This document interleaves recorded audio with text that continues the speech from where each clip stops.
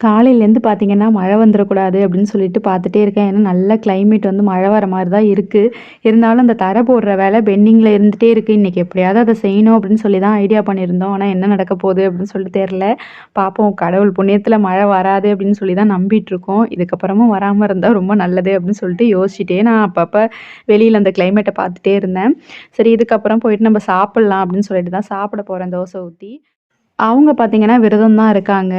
ஆனாலும் எனக்கு மனசே கேட்கல. ஐயோ! என்னடா பண்றது? சாப்பிடாம இருக்காங்க. நம்ம மட்டும் சாப்பிடுறோன்ற மாரி. இருந்தாலும் வேற வழி இல்ல. எனக்கு அந்த அளவுக்கு செட் ஆகல அப்படின்றதுனால நான் வந்து கொஞ்சமா எப்பவுமே நான் வந்து ரொம்ப அப்படியே நெறைய தட்டு நெறையா அப்படிலாம் சாப்பிட மாட்டேன். கொஞ்சமா ஃபில்லிங்கா தான் சாப்பிடுவேன். கன்னாபின்னான்லாம் நான் சாப்பிட மாட்டேன்.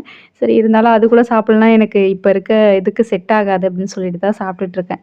அப்புறம் பார்த்தீங்கன்னா வந்து தம்பிக்கு மட்டும் என்னால செய்யவும் முடியாது இல்லையா? தம்பியும் நானும் சேர்ந்து இதுக்கே எங்க 2 பேருக்கு சமைக்கிற சாப்பாடே பார்த்தீங்கன்னா மீந்து போது. இந்த சட்னி கூட பார்த்தீங்கன்னா, நைட்டு பண்ணது காலைக்கு வச்சுக்கிட்டேன்.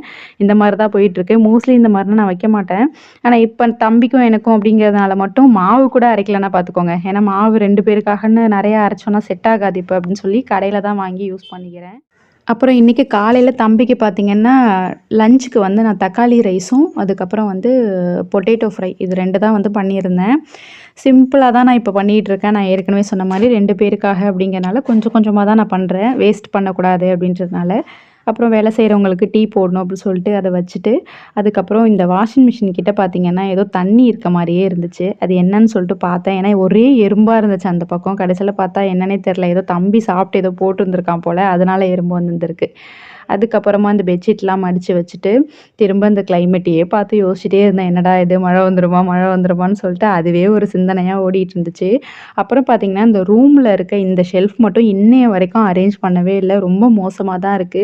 இது என்ன பண்றதுன்னு எனக்கு ஐடியாவே இல்ல. இந்த கார்ட்போர்ட் பாக்ஸுக்குள்ளேயே வைக்கலாமா ட்ரெஸ் எல்லாம்?